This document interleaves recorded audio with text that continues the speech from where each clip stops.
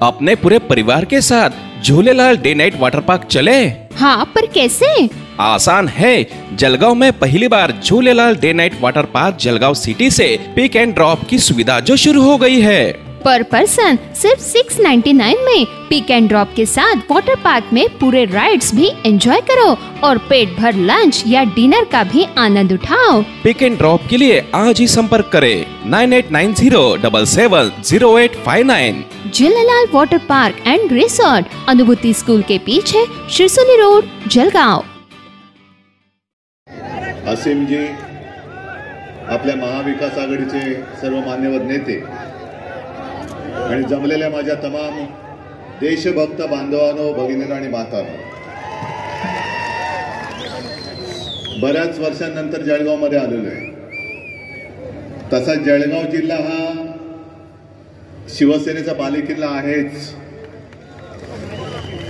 काही जणांनी टकरा देण्याचा प्रयत्न केला।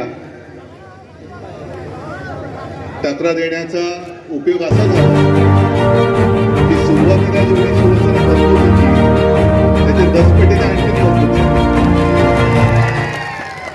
आणि एक वैशिष्ट्य सांगतो, आता आपला करणदादा उमेदवार आहेत आणि करणदादा तुम्ही आणि तुमचे काका पुढे, हे वैशिष्ट्य आहे की शिवसेना काका पुतण्याला एकत्र आणते।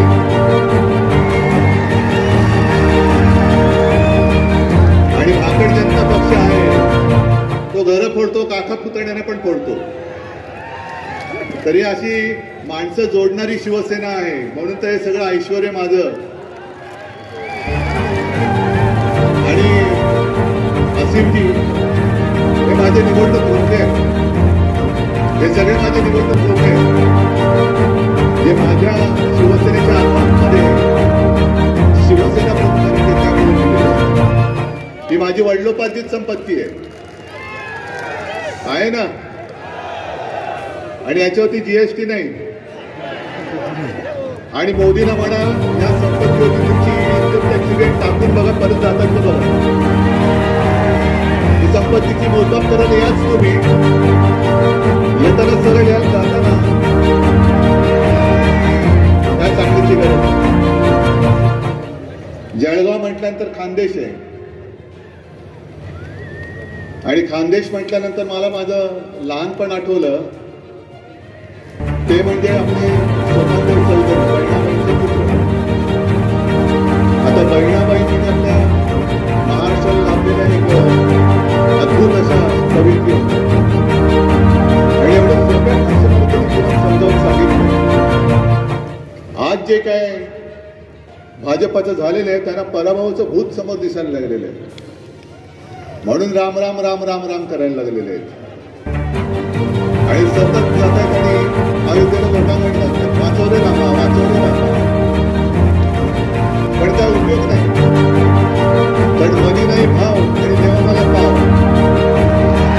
कसं काय पावणार। आणि आम्ही सुद्धा श्रीरामाचे भक्त आहोतच। राम मंदिरामध्ये, त्याच्या उभारणीमध्ये, त्या सगळ्या लढ्यामध्ये शिवसेनेचं काय योगदान आहे हे आम्हाला कोणी शिकवण्याची गरज नाही। तमाम जनता माहिती, जनतेला माहिती आहे की शिवसेना प्रमुखांनी काय केलं। पण बहिणाबाईंच्या 2 गोष्टी मला आठवतात। आम्ही राम भक्त आहोत, तसं बहिणाबाई म्हणायच्या की देवा पांडुरंगा, तुझी भक्ती कशी करू सांग, तुझ्या रूपा आड येत सावकाराचं रे। बरोबर, तुम्ही भक्ती करायचं पण सावकारामध्ये कसं काम प्रभू रामचंद्राला सांगायचं की प्रभू रामचंद्र तुझी भक्ती कशी करू सांग, कारण तुझ्या रूपा आड येत माझं पाचारे ढोंग। आणि सोपानदेव चौधरी, म्हणजे आता हे त्यांचे शब्द आहेत, तरी विश्वासाची एका शब्दाला समानार्थी शब्द वापरतो, मी लक्षात येईल।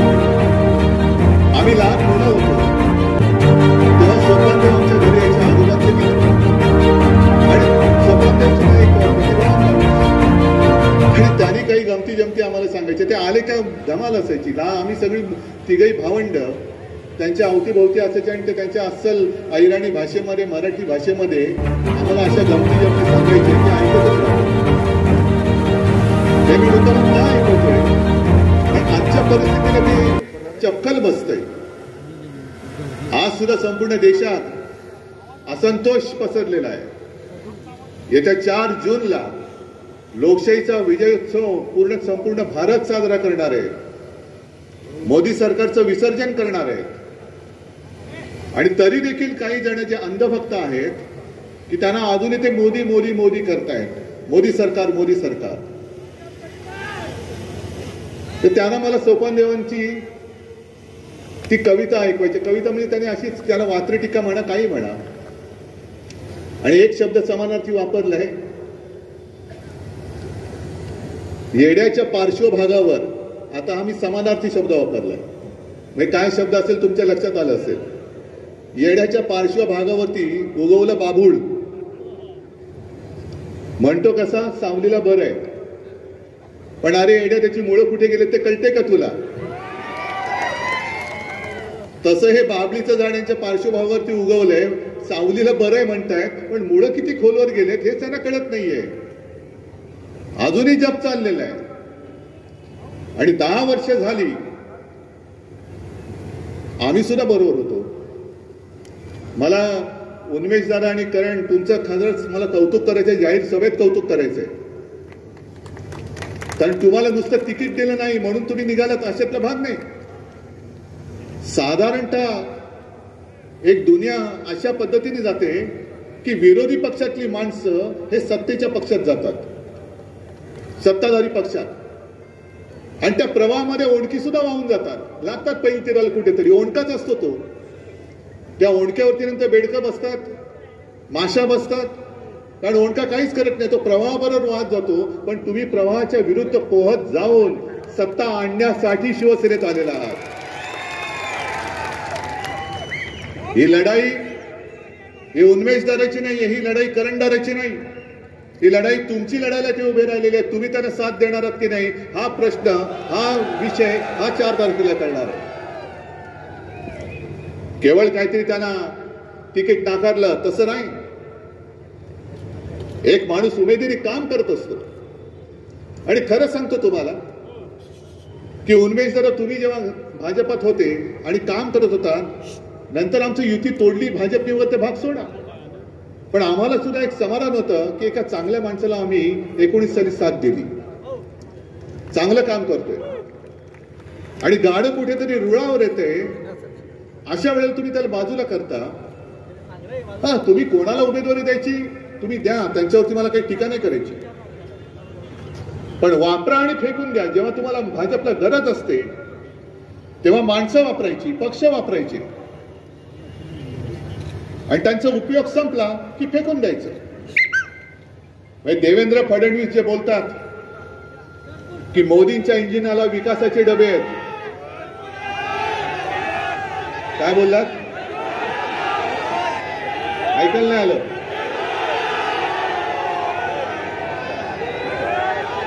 बरं, कळलं ना तुम्हाला? ठीक आहे. देवेंद्र फडणवीस जे बोलतायत की मोदींच्या इंजिनाला विकासाचे डबे आहेत. अहो देवेंद्रजी, डबे विकासाचे तुम्हाला वाटत असतील, पण त्याला भ्रष्टाचाराची चाकं लागले, त्याचं काय? चाकं भ्रष्टाचाराची आहेत. म्हणजे मी अनेकदा बोलतोय की 14 साली आणि 19 साली आम्हाला सुद्धा अभिमान होता, अरे काय पंतप्रधान आहे हो, काय माणूस आहे, 56 इंचाची छाती, हे कपडे कुठून शिवत असतील देव जाणे, आणि काय रुबाब, एक अकेला सब पे भारी, आणि सोबत सगळे भ्रष्टाचारी, सोबत सगळे भ्रष्टाचारी. म्हणजे आता भाजपचा पक्ष राहिलेलाच नाहीये, भाजपा पूर्वीसारखा राहिलेलाच नाहीये.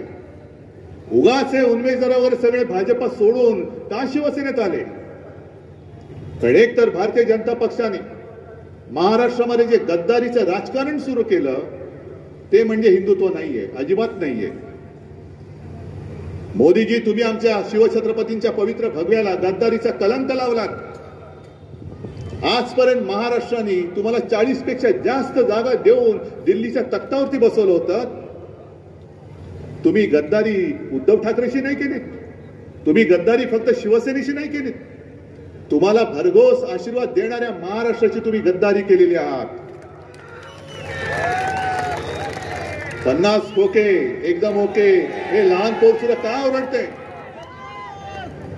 आज शेतकरी, इकडे सुद्धा शेतकरी आलेत ना रे, आलेत. मग आता तुमची हालत काय आहे. आज मोदी संपूर्ण राज्यभर फिरतात, आज सुद्धा कुठेतरी नगरला होते. का पाळी आली तुम्हाला.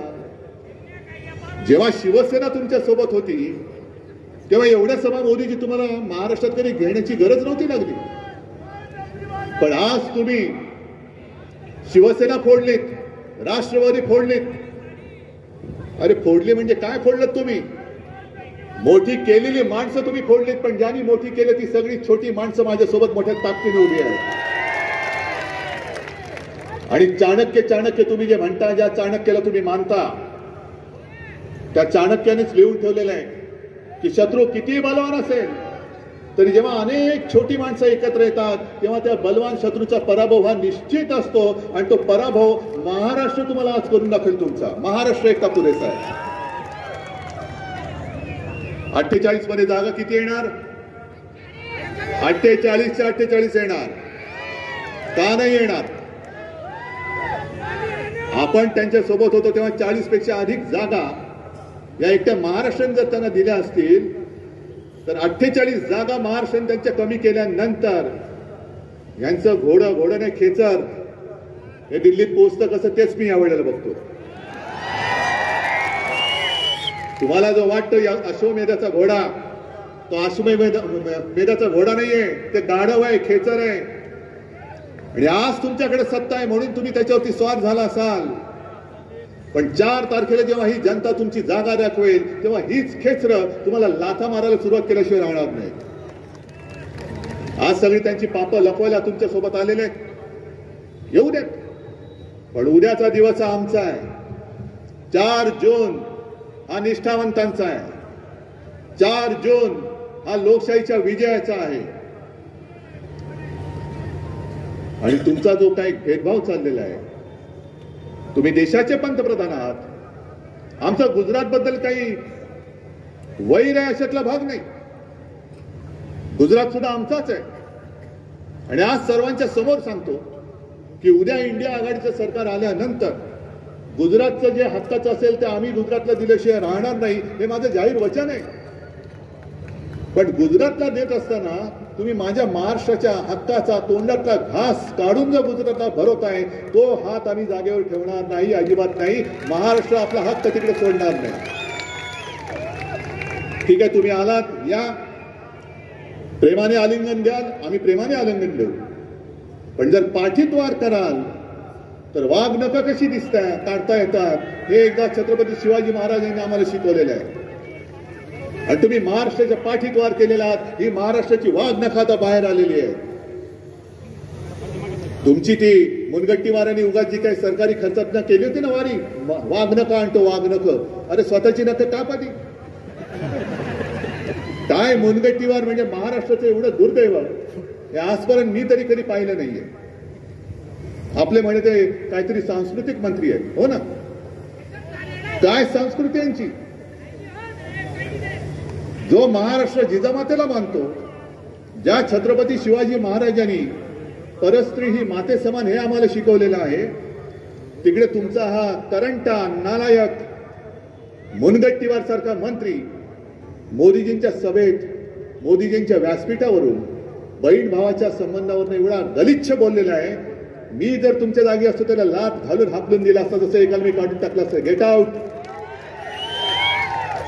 माझ्या राज्यात माझ्या सरकारमध्ये महिलांचा अपमान मी सहन करणार नाही. आणि मी ते करून दाखवलं होतं. एका मंत्र्यावरती आरोप झाल्यानंतर मी त्याला मंत्रिमंडळातून काढून टाकलं होतं. तुम्ही त्याला घेतलात आणि डोक्यावरती बसवलात, पुन्हा मंत्री केलात. मग हीच जर तुमची चाल असेल तर तुम्ही विचार करायचा आहे. हे सरकार पाडायचं म्हणजे पाडायचंच, हे तर ही शपथ घेतलीच पाहिजे. पण एक विचार करून बघा, समजा असं धरून चला की दुर्दैवाने मोदी सरकार परत आलं तर कर्नाटकामधला तो पळून गेलेला प्रज्वल रेवण्णा, ऐकलत ना नाव? काय त्याचे प्रताप? बलात्कारी माणूस, महिलांना छळणारा माणूस, त्यांचे व्हिडिओ काढणारा माणूस.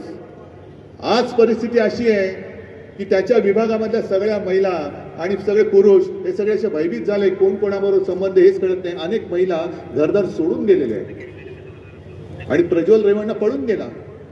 मोदींनी स्वतः सभेमध्ये सांगितलंय या प्रज्वल रेवण्णाला मत म्हणजे मला म्हणजे मोदींना मत. मग हे जर का जाहीर सभेतलं त्यांचं भाषण असेल आणि समजा मोदी सरकार परत आलं आणि प्रज्वल रेवण्णा तुमचे महिला आणि बाल कल्याण मंत्री झाले देशाचे, तर काय होईल? चालतील तुम्हाला? ही भाजपची संस्कृती म्हणजे हिंदुत्व नाहीये. भाजपचा विचार म्हणजे देशाची घटना नाहीये. यांचे जे नड्डा बोलले प्रदेशाध्यक्ष, आपले पक्षाध्यक्ष, की देशामध्ये एकच पक्ष शिल्लक राहील, हे केवढा घातक विचार आहे. हे सगळे जे आहेत संघवाले, हे स्वातंत्र्यानंतर काही काळ तिरंगा झेंडा सुद्धा त्यांच्या कार्यालयावरती फडकत नव्हते. मग त्यांची ती जी काय घोषणा होती, एक विधान, एक निशाण, एक प्रधान, त्यांना तेच करायचंय. एक निशाण म्हणजे भाजपचा फडका नाही, तो माझ्या भारत मातेचा तिरंगा झेंडा आहे. एक विधान म्हणजे तुमच्या बुरसटलेल्या गोमूत्रधाऱ्यांनी लिहिलेलं विधान नसेल, तर ते महामानव डॉक्टर बाबासाहेब आंबेडकरांनी लिहिलेली घटना आणि ते संविधान असेल. आणि एक प्रधान म्हणजे मोदीजी नाही, 140 कोटी जनतेमधला कोणी जो जनता ठरवेल तो प्रधान असेल. कारण देशाला 75 वर्ष होऊन गेली. पंतप्रधान पद, मुख्यमंत्री पद हे कायम असतं, त्याच्यावरती लोक येतात बसतात. त्यांचा काळ झाल्यानंतर जसं जर तुम्ही गद्दारी नाही केली तर कार्यकाल पूर्ण होतो. पण याच्यानंतर कोण, त्याच्यानंतर कोण, काय कोणा वाचून कोणाचं अडत नाही. आणि यांना 400 पार जे करायचंय ते 400 पार एवढ्यासाठीच करायचंय की तिथे सुद्धा महाराष्ट्राबद्दलचा आकस आहे. आकस एवढ्यासाठी आहे की घटना हे संविधान कोणी लिहिलं? डॉक्टर बाबासाहेब आंबेडकर, महामानव डॉक्टर बाबासाहेब आंबेडकर. अरे महाराष्ट्राचा सुपुत्र, आणि तो सुद्धा एका दलित कुटुंबात जन्मलेला माणूस एवढा बुद्धिमान असू शकतो आणि त्यांनी लिहिलेली घटना ही आम्ही पाळायची? हे या गोमूत्रधाऱ्यांना परवडत नाही. हे गोमूत्रधारी बुरसटलेले विचारांचे, म्हणून त्यांना ती घटना बदलायची. आणि मी प्रत्येक वेळेला जो इशारा देतो तोच पुन्हा तुमच्या सगळ्यांच्या साक्षीने देतोय की तुम्ही घटना बदलण्याचा प्रयत्न करून बघा. संपूर्ण देश पेटून उठल्याशिवाय राहणार नाही. करून बघा प्रयत्न. तुमचा आकस म्हणजे किती आकस ठेवायचा? जणू काही देशासमोरचे सगळे प्रश्न संपले. मणिपूर 1 वर्ष झालं अजूनही अशांत आहे, पण यांच्या ढोलक्या कशा वाजतात? रशिया आणि युक्रेन मधलं जे काही युद्ध आहे, वॉर रुकवादी पप्पा, वाट लगादी पप्पा. कसलं वॉर रुकवादी? महाराष्ट्रामध्ये तुम्ही एवढी मताच्या भिकेसाठी येत आहात. एकदा तरी मोदीजी पंतप्रधान म्हणून तुम्ही मणिपूरमध्ये त्या हिंसाचारानंतर का गेला नाही? तुम्ही समुद्राच्या तळाशी द्वारका म्हणून गेलात. एकदा तरी माझ्या आई तुळजाभवानीच्या मंदिरामध्ये तुळजापूरला का गेला नाही? तुम्ही जय श्रीराम म्हणायचं आम्ही ऐकतो, आम्ही सुद्धा म्हणतो, पण आम्ही मात्र जय भवानी जय शिवाजी म्हटल्यानंतर लगेच तुमचा जो घरगडी आहे निवडणूक आयोग तो आम्हाला नोटीस देतो. जय भवानी शब्द काढा. नाही काढत, काय उखडायचं ते उखाड. वाटेल ते वेडेवाकडे कायदे आम्ही मान्य करू शकत नाही. जय भवानी जय शिवाजी हा आमचा आत्मा आहे आणि आमचा आत्मा निवडणूक आयोगाची हिंमत असेल तर त्यांनी त्याला सुद्धा हात लावून बघावं. काय आग आहे ही मशाल नुसती निशाणी म्हणून नाही घेतलेली, ही आमच्या स्वाभिमानाची धगधगती आग आहे. त्या आगीशी खेळू नका, त्या आगीशी खेळू नका. गेल्या 10 वर्षामध्ये तुम्ही शेतकऱ्यांना जी काय भुलतापा दिली त्या कोपऱ्याला गुळ लावून ठेवला. कांदा उत्पादक शेतकऱ्यांनी काय तुमचं घोडं मारले? महाराष्ट्राच्या कांदा उत्पादकांनी तुमचं काय घोडं मारले? गुजरातच्या कांद्याला तुम्ही निर्यात उठवून टाकली आणि अजूनही कांदा उत्पादकांना इकडे आला असेल तर सांगा की तुमची निर्यात बंदी उठले का? मग त्याच्यावरती तुम्ही अजूनही काही बोलायला तयार नाही. शेतकऱ्याला भले तुम्ही वर्षाला 6,000 रुपये देत असाल, मिळाले असतील ना तुम्हाला काही लोकांना, काय ती सन्मान योजना वर्षाला 6,000 देतात आणि तुमच्या खतावरती, बी बियाणावरती, कृषी पंपावरती, शेततळ्याच्या प्लास्टिकवरती, वायरवरती किती जीएसटी लावतात? साधारणतः 5 ते 18%. म्हणजे खतावरचा जीएसटी त्यांनी मी आता ऐकलं की 18%वरून 5% केला. बरोबर आहे? मग खत जर तुम्ही 1 लाखाचं घेतलं, खताचे भाव तर वाढलेच, पण खत जर 1 लाखाचं घेतलं तर जीएसटी किती गेला? 18,000. आणि तुम्हाला भीक म्हणून किती देतात? या सन्मान तुमचा लुटायचं तुम्हाला आणि भीक म्हणून 6,000 द्यायचे. बरं, खताच्या किमती वाढल्या या तर आहेच, पण आणखीन एक माझा प्रश्न आहे की मध्यंतरी देवेंद्र फडणवीस जे बोलले की मोदीजींनी लस शोधली, म्हणे मोदीजींनी लस शोधली. नाही, हरकत नाही, चला मी मानलं मोदीजींनी लस शोधली म्हणून तुम्ही लसीकरणाच्या त्या सर्टिफिकेटवरती मोदीजींचा फोटो लावलात. मग खताच्या पिशवीवरती मोदींचा फोटो का? त्या खताच्या पिशवीवरती पहिलाचा फोटो छापायला पाहिजे. कारण जर का लस मोदींनी शोधली तर मोदींचा फोटो ठीक आहे, पण खताचं काय? देशभर जो काय खत पुरवठा होतो तो कोण करतं? आणि त्याच्यावरती तुम्ही यांचा फोटो. म्हणजे सगळं काही ओरबाडायचं आणि एक सुद्धा तुम्ही वचन काही दिलेलं नाहीये. शेतकऱ्याचं उत्पन्न दुप्पट करीन, पावपट तरी वाढलं का? बरं, दुसरा प्रश्न तुम्हाला विचारतो, सांगतो येतो त्याच्यावरती पण येतो, पण शेतकऱ्यांना मी विचारतोय, महाविकास आघाडीचं सरकार असताना मी मुख्यमंत्री होतो, 2 लाखापर्यंत पीक कर्ज माफ किंवा मुक्त तुम्हाला केलं होतं, तुम्हाला मिळालं होतं की नव्हतं? मिळालं होतं ना? किती अटी होत्या? काय होत्या अटी? 2. एकदा फक्त अंगठा उठवलं की तुमच्या खात्यात पैसे येत होते. म्हणजे तुमच्या अंगठ्यावरती मी तुम्हाला कर्जमुक्त केलं करून दाखवलं होतं. हे तुम्हाला नुसते अंगठे दाखवतायत तरी सुद्धा तुम्ही त्याला मत देणार? आणि तुम्ही कापसाच्या भावाबद्दल बोललात. पहिला कापूस ठेवता कुठे हो तुम्ही सांगा? आहे कापूस ठेवायला जागा आहे? मी सोशल मीडियावरती बघितलं, कदाचित तो शेतकरी दादा इकडे आला पण असेल, की कापूस ठेवायला जागा नाहीये, घरामध्ये कापूस ठेवलाय, अंगाला खास सुटले, करायचं काय या कापसाची? तुम्हाला सगळ्या शेतकरी दादांना सांगतो की अरे तुम्ही तुमच्या कष्टाचा कापूस ठेवलाय, त्या कापसाची खास तुमच्या अंगाला येते, पण त्यांना सत्तेची जी काय खाज येते ती खाज आता तुम्हाला भागवावी लागेल. कारण खुर्चीत बसून बसून खुर्चीतला कापूस बाहेर आलाय, पण यांची सत्तेची जी काय हाव आहे तीच संपत नाहीये. कापसाला भाव नाही, सोयाबीनला भाव नाही, कांद्याला निर्यात बंदी अजून उठत नाही. किती उद्योगधंदे किती आले इकडे. जळगावकरांना मी विचारतोय, दरवर्षी 2 कोटी रोजगार हे मोदी सरकार तुम्हाला देणार होतं. एकाला तरी दिलं असेल तरी सांगा, एकाला तरी दिलं असेल तर सांगा, मी माझं भाषण इकडे थांबवतो. म्हणजे मग यांनी केलं काय? अहो विश्वंभरजी, मला एका प्रश्नाचं उत्तर पाहिजे.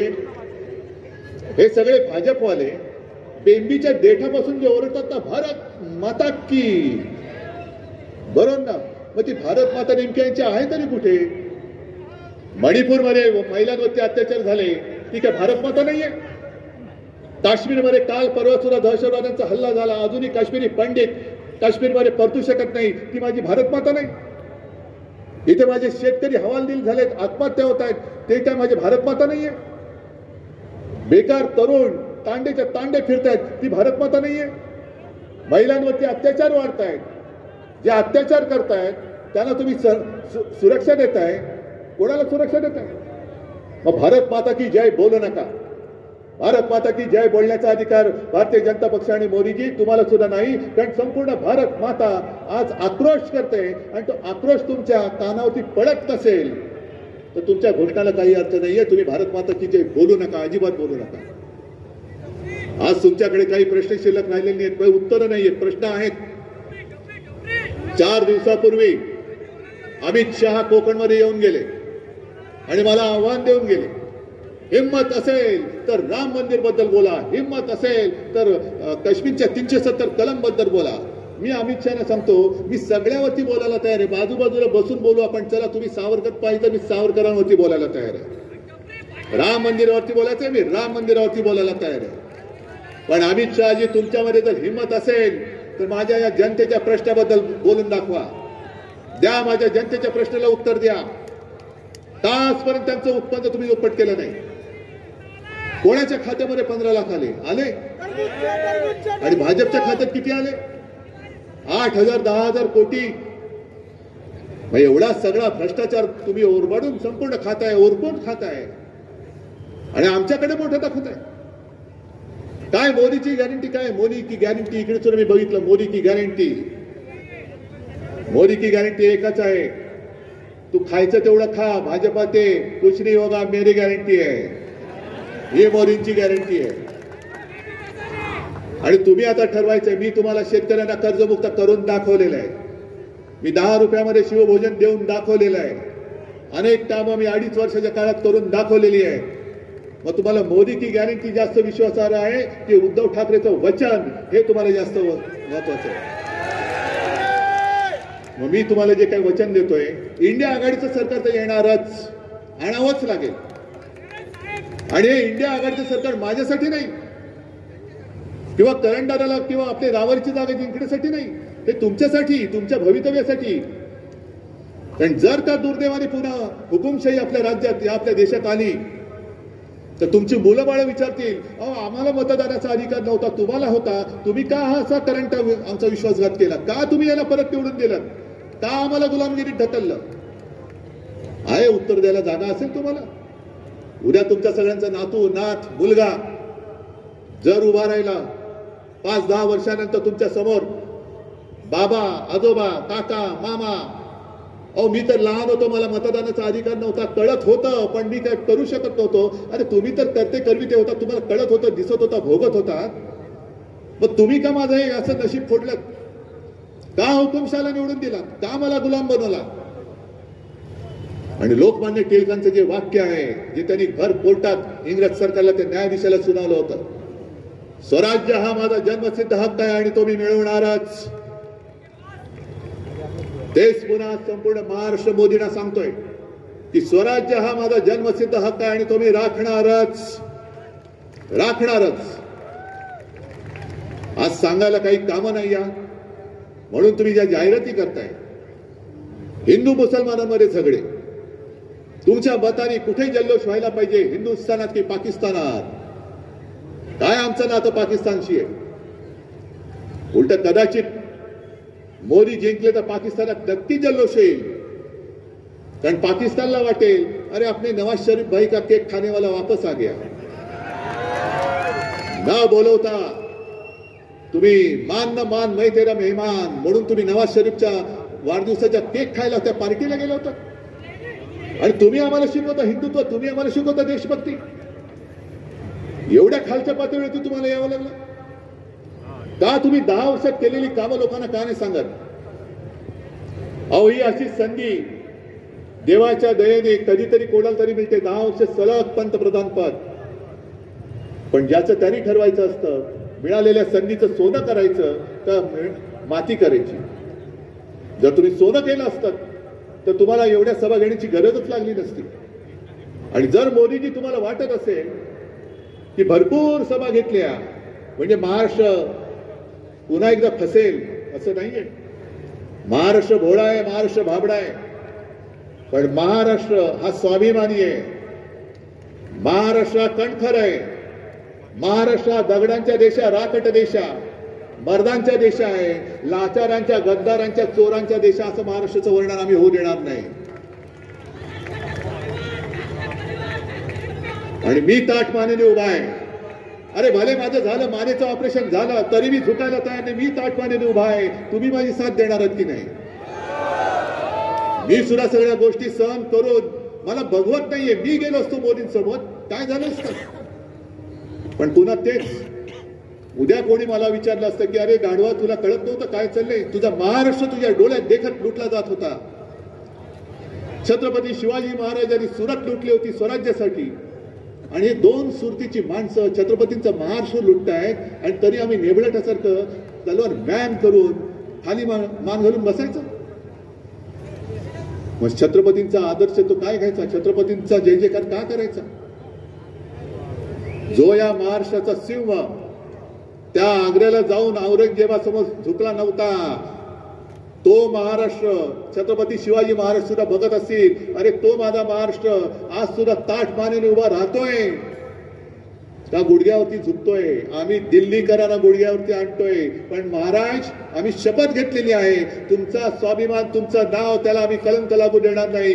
आम्ही मोडणार तर नाहीच, पण जे महाराष्ट्रावरती चालून येतील त्यांना मोडून टाकल्याशिवाय आम्ही राहणार नाही, ही शपथ घेऊन आम्ही मैदानात उतरलेलो आहे. आणि म्हणूनच जो वचननामा शिवसेनेने दिलेला आहे, जो वचननामा शिवसेनेने दिलेला आहे त्यातलं पहिलं वचन आहे, पुन्हा एकदा महाराष्ट्राचं लुटलं गेलेलं वैभव मी शिवरायाच्या शपथ घेऊन सांगतोय, ते महाराष्ट्रात मी पुन्हा आणून दाखवल्याशिवाय राहणार नाही. जेवढे उद्योग धंदे तुम्ही महाराष्ट्रातून नेले, विद्या केंद्र नेलं गुजरातला नेलं, बल्क ड्रग पार्क गुजरातला नेला, मेडिकल डिव्हाइस पार्क गुजरातला नेला, वेदांता फॉक्सकॉन गुजरातला नेला, डायमंड मार्केट गुजरातला नेला. हे सगळे जे काय आहे हे महाराष्ट्राची झालेली लूट, त्याची व्याजासकट वसुली करून मी पुन्हा महाराष्ट्राला दिल्याशिवाय राहणार नाही. आणि शेतकऱ्यांना तुमचा जो काय हमी भाव आहे त्यावेळेला मी तुम्हाला देऊन दाखवला होता, तो तुमचा हमी भाव इंडिया आघाडीचं सरकार आल्यानंतर मी तुम्हाला देऊन दाखवल्याशिवाय राहणार नाही.